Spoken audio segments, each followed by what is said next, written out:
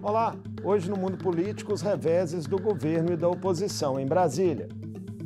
Recentes derrotas do governo Lula em discussões e votações na Câmara dos Deputados mostraram que ainda não há uma base consolidada como maioria.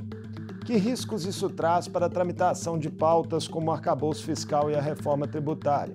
Como o cenário pode ser revertido?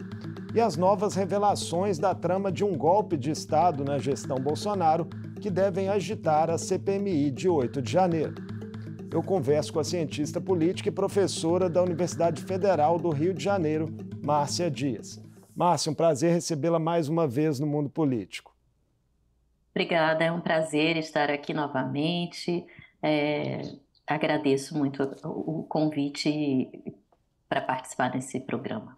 Márcia, de uma semana para cá, o governo Lula teve de lidar na Câmara ali com o adiamento da votação do PL de regulação de conteúdos das plataformas digitais, uma discussão que interessa muito a sociedade, também com a derrubada de vários pontos do decreto presidencial que alterava o marco do saneamento. Rodrigo Pacheco, presidente do Senado, já anunciou que o Senado deve ir na mesma linha em relação a essa questão do saneamento. São sinais de alerta para a base nesse momento de que a articulação ainda precisa ser melhor ajustada? Certamente, a articulação ela vai ter que ser ajustada permanentemente nesse governo ou em qualquer outro, mas dependendo da matriz adotada para negociação, vai ser um trabalho permanente de ajuste. Por quê? Porque a gente tem um governo sem uma maioria dentro limitada ao seu partido de base, não é suficiente para votar algumas questões que exigem uma maioria mais expressiva. E então, essa articulação provavelmente vai ter que ser permanente. Mas eu não sei dizer, eu não tenho muita certeza, se nesses dois casos a gente tem o melhor exemplo que revele a fragilidade da base do governo no Congresso. Por quê? Eu vou dar o exemplo do projeto de lei das fake news. Essa é uma questão que anima muito a base oposicionista ao governo. E nesse sentido, eles estão muito engajados, ou seja, dentro da intensidade das preferências políticas, esse tema é um tema que anima bastante a oposição.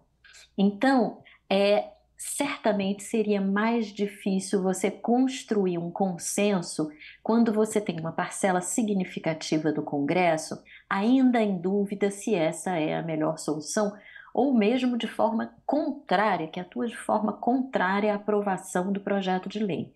Então, eu acho que ele é um teste fraco ainda, porque quando a gente pensa, por exemplo, o arcabouço fiscal, ou outros elementos que são cruciais para o funcionamento do governo e produção de resultados para a sociedade, a, a obstrução da oposição pode ser entendida como uma espécie de prejuízo para a sociedade, para os resultados esperados de um governo que foi legitimamente eleito nas urnas.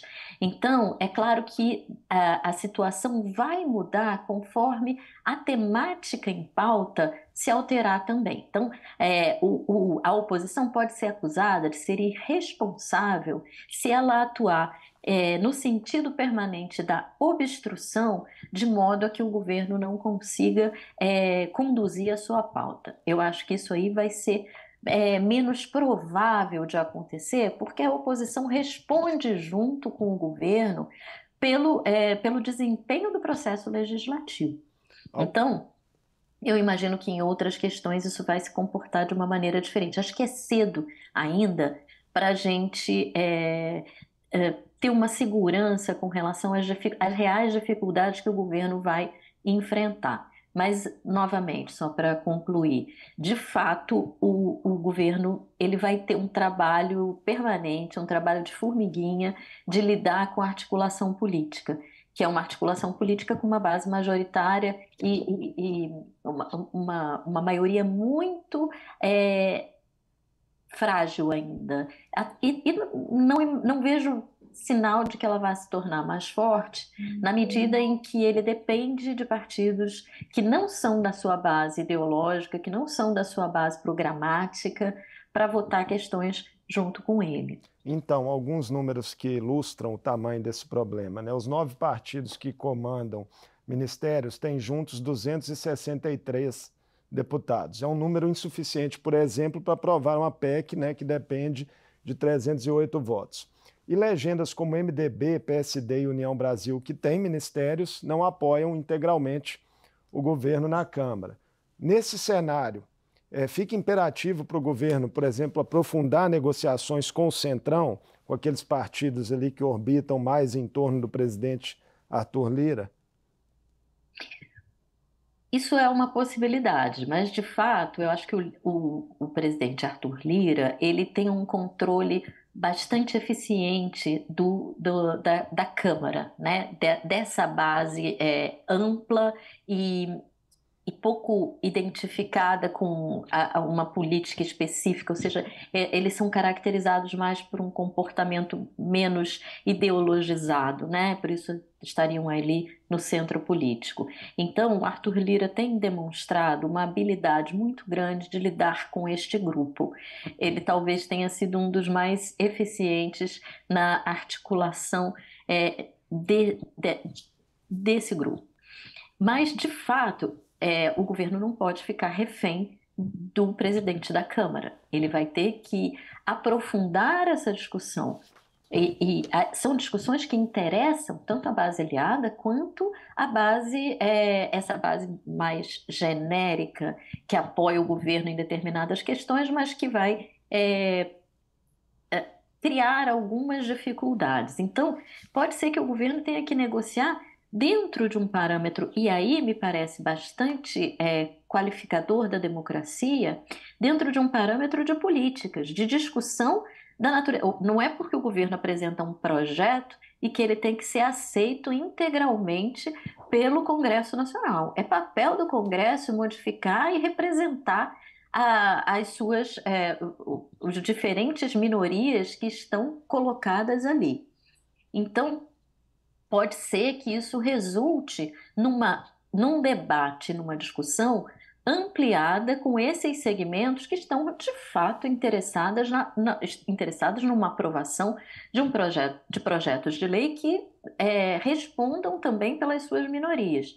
Isso pode até qualificar o processo político legislativo. É claro que a gente não tem esse cenário definido ainda. Na medida em que o governo assumiu uma posição de que há um limite para a barganha política, a troca de cargos, né, a oferta de cargos, ela não é ilimitada. O governo tem um projeto, o governo tem um plano de governo.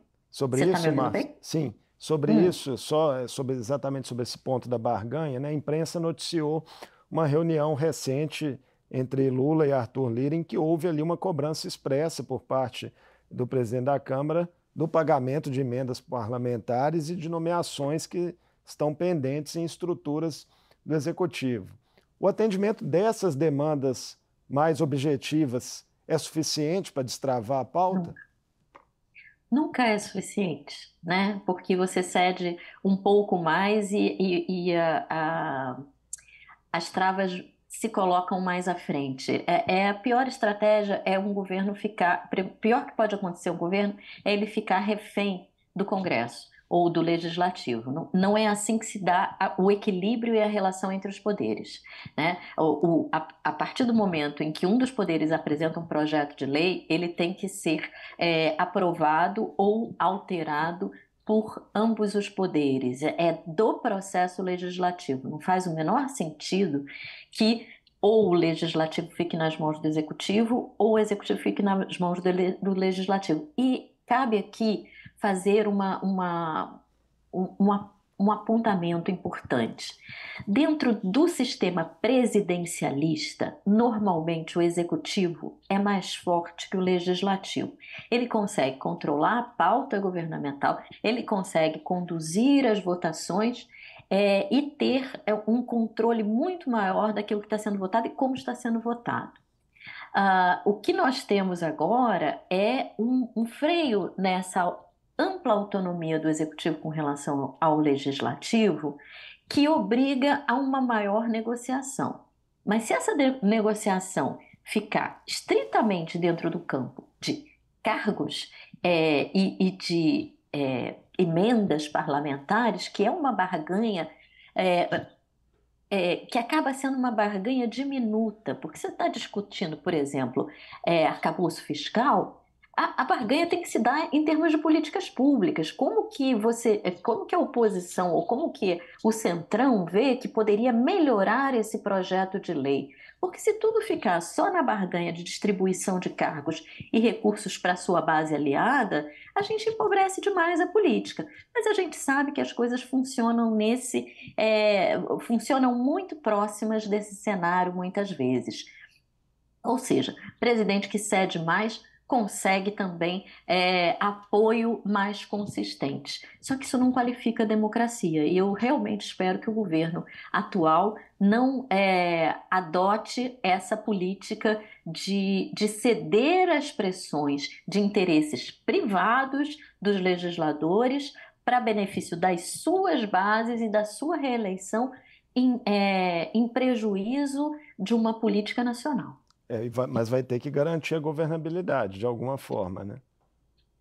Negociando. A negociação e os termos da negociação interferem. Quem está conduzindo a negociação também conta. E o apoio da sociedade civil na divulgação desses projetos e da importância da votação deles. Acho que é necessário que o governo tenha uma estratégia de comunicação com a sociedade civil para que ele retome parte do controle que está nas mãos do Congresso, do Congresso Nacional nesse momento. Outra notícia, especialmente da Câmara.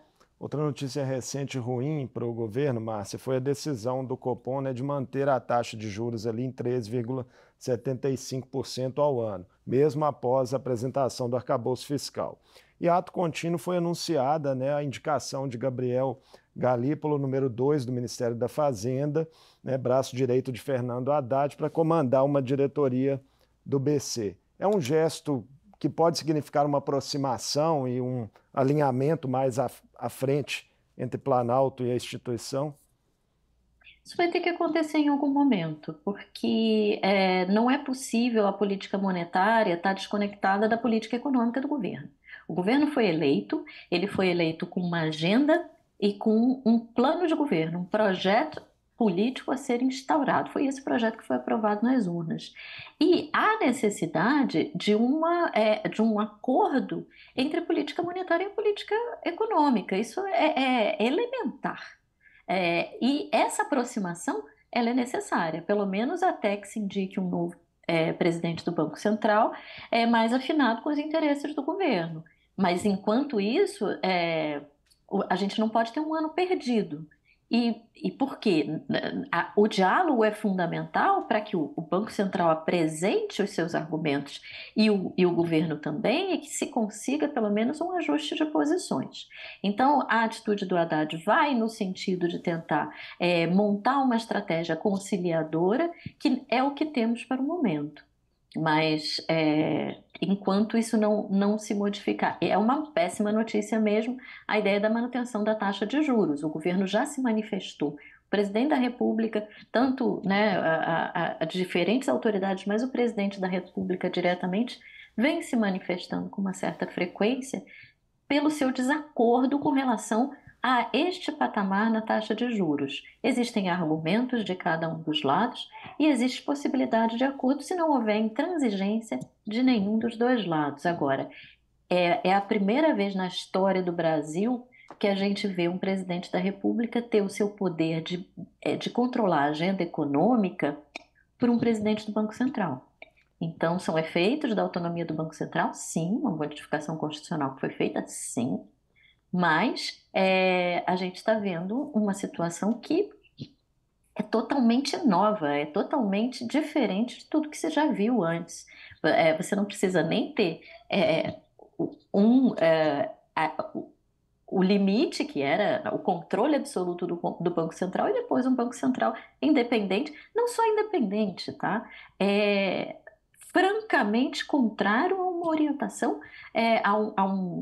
a uma opinião do governo que foi legitimamente eleito nas urnas. Não existe governo técnico. Os governos são eleitos numa democracia pelo voto. Se a gente quiser chamar de democracia ainda, senão a gente pode chamar de tecnocracia. Márcia, então, vamos falar agora da oposição, né, que também não tem tido dias fáceis. Uma operação da Polícia Federal, que apura falsificação de cartões de vacinação, resultou em buscas na casa do ex-presidente Jair Bolsonaro e prendeu, né, seu ajudante de ordens, o tenente-coronel Mauro Cid.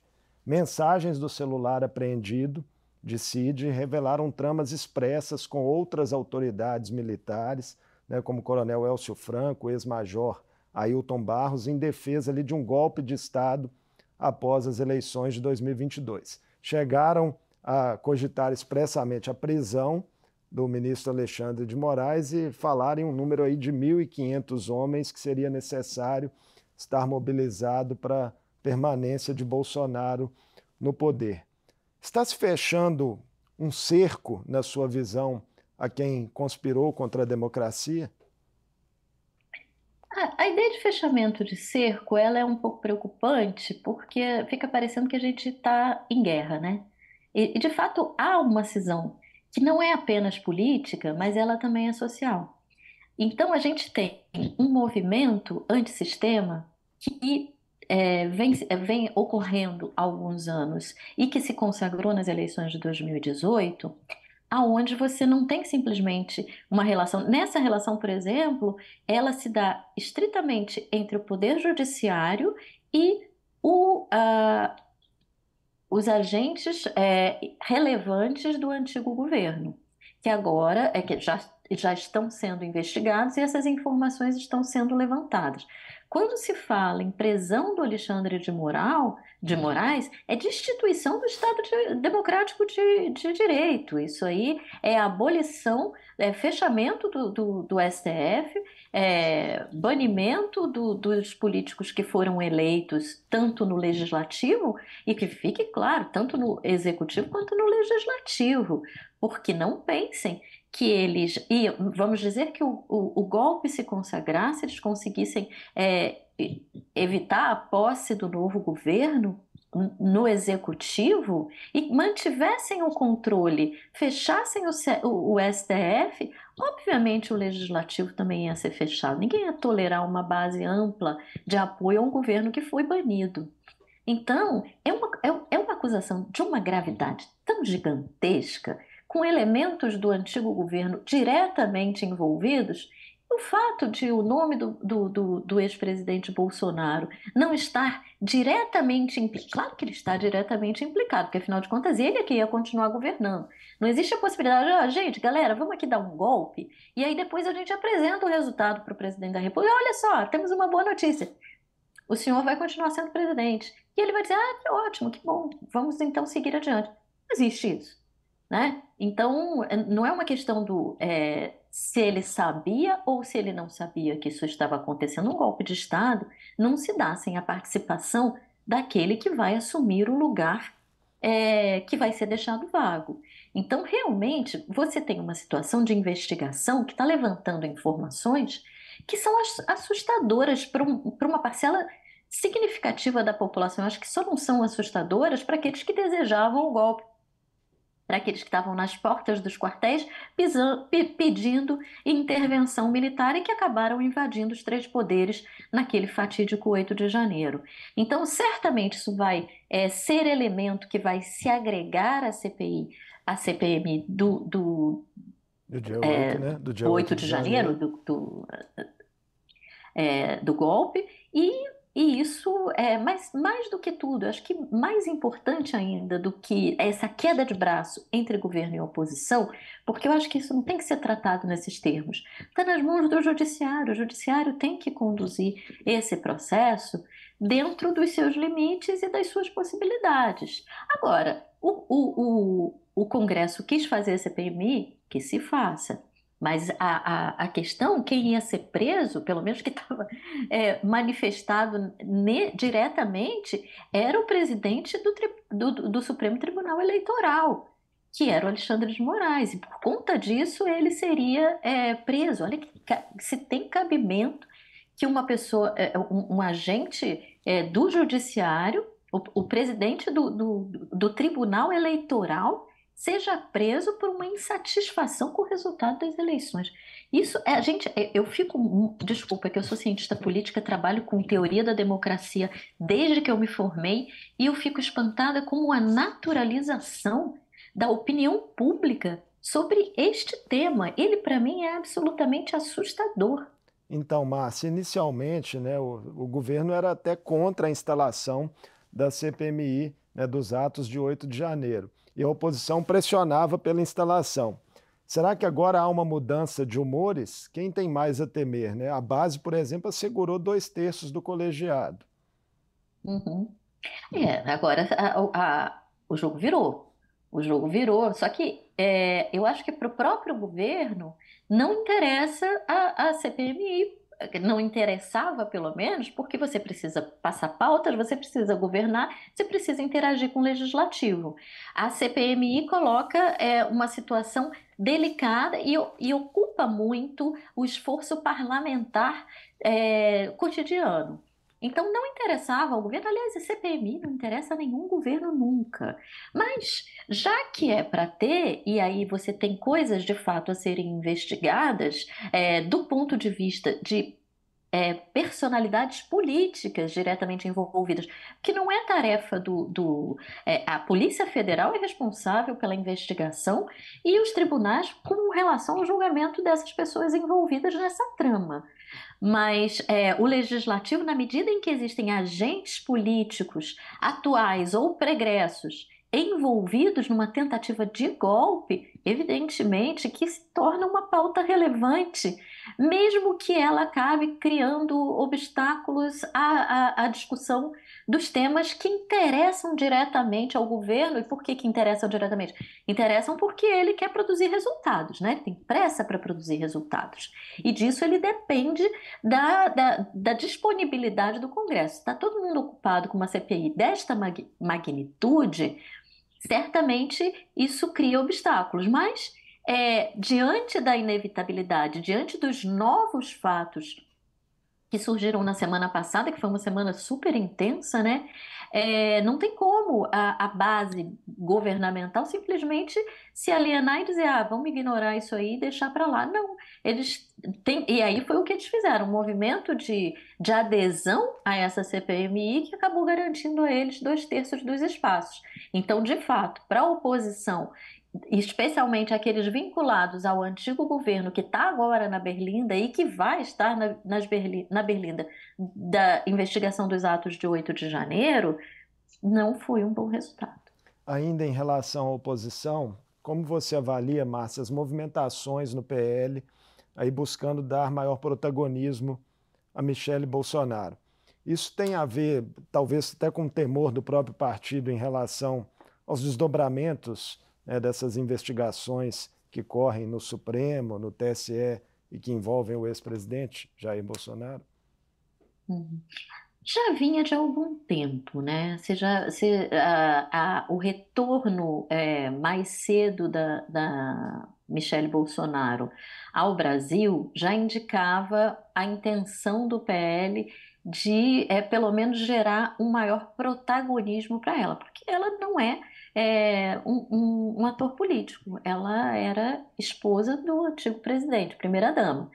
Primeira-dama não é cargo político, você tem até algumas funções que ali são designadas dentro de algumas áreas específicas, mas ela não tinha nenhuma trajetória política definida, né? Ou seja, filiação a partidos e ação propriamente dita, seja como vereador, deputado estadual, deputado federal, não tinha.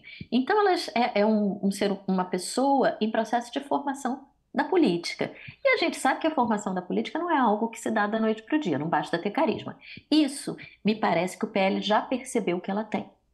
O PL percebeu que ali existe um potencial a ser desenvolvido. Mas só carisma não basta. Só carisma não basta e ela pode sim se tornar uma herdeira do espólio de Jair Bolsonaro no caso dele ser inviabilizado, mas no caso dele ter que responder criminalmente e vir a ser preso, eu não sei se ela vai ser a melhor pessoa que o PL pode escolher para é, assumir a liderança numa futura eleição, Tem na governadores de olho próxima nesse eleição. espólio também, né? Governadores de oposição Sim, ao o Planalto. governador de São Paulo. Aí eu acho que como cientista política, eu diria, do ponto de vista político, o governador de São Paulo, o atual governador de São Paulo, mas ele não está no PL, né? Na verdade, Mas está nesse ele é, campo da direita, né? Mas tá nesse campo, mas o PL não vai abrir mão dessa candidatura, né? Ele tem muitos recursos, ele tem a maior base de congressistas e ele vai fazer uso dessa prerrogativa para lançar a candidatura, acredito eu. Então, se ele tiver que escolher, ou pode ser que algum outro aliado de outro partido migre para o PL. Todos os acordos são possíveis nesse cenário. O fato é que eles estão preparando Michele Bolsonaro para para assumir uma possível candidatura como herdeira desse espólio político do Bolsonaro. Mas se esse espólio estiver contaminado por crimes comprovados e condenados na justiça, acho que vai ser um pouco mais difícil deles darem prosseguimento. Claro, vai ter adesão? Vai ter. O bolsonarismo vai terminar agora? Não, não vai terminar tão cedo. O bolsonarismo vai sobreviver a Bolsonaro. Isso, sem sombra de dúvida, pode até mudar de nome, mas ele vai seguir adiante. Então, realmente, do ponto de vista, tem o Zema aí em Minas, né? Que também não é é do Novo, não é do PL. Tem do o, Paraná, ai, meu Deus, Ratinho Júnior do Paraná, acho mais Tarcísio, difícil. Tarcísio em São Mas Paulo. Tarcísio em São Paulo, que também não é do PL. Então, assim, eu acho que eu diria mais o Tarcísio do que o próprio Zema, tá? Porque o Zema também é uma novidade na política e ele está num partido que é muito pequeno, que é minúsculo e que pode, inclusive, nem seguir adiante. Então, mas são personagens dessa política porque alguém vai ter que herdar esse espólio que, se não puder ser conduzido por Bolsonaro, se ainda tem os filhos dele, que se não estiverem implicados nos crimes também, serão possibilidades, além dos governadores. E, sinceramente, na minha opinião, a Michele Bolsonaro seria. É claro, tudo é uma questão de construção de imagem, mas nem tudo depende da construção de imagem. Seria desqualificar demais a política achar que só uma imagem de integridade e de competência, do nada, seria suficiente para conquistar a maioria do eleitorado. Pode sim manter uma base do bolsonarismo fiel, mas não a ponto de vencer uma eleição. Então, eu imagino que os partidos estejam atentos a construir possibilidades concretas de vitória eleitoral para a presidência da República na próxima gestão, senão vai ser ou a reeleição do Lula, que ele diz que não tem interesse, mas que ainda pode acontecer, ou a do seu sucessor, que ele já fez antes e pode fazer novamente, sem dependendo dos resultados do governo. Ou seja, a oposição está ainda com um cenário muito incerto. Muita história para a gente acompanhar. Obrigado por mais Bom, essa conversa no mundo político, Márcia. muito obrigada a você, foi um prazer. Prazer foi nosso. Eu conversei com a cientista política e professora da Unirio, Márcia Dias. Falamos sobre os desafios do governo Lula após reveses na Câmara e os fatores que podem condicionar a relação entre legislativo e executivo nos próximos meses. E ainda os impactos da CPMI do 8 de janeiro e de apurações da Polícia Federal em estratégias da base e da oposição. O Mundo Político fica por aqui. Obrigado por nos acompanhar e até o próximo programa.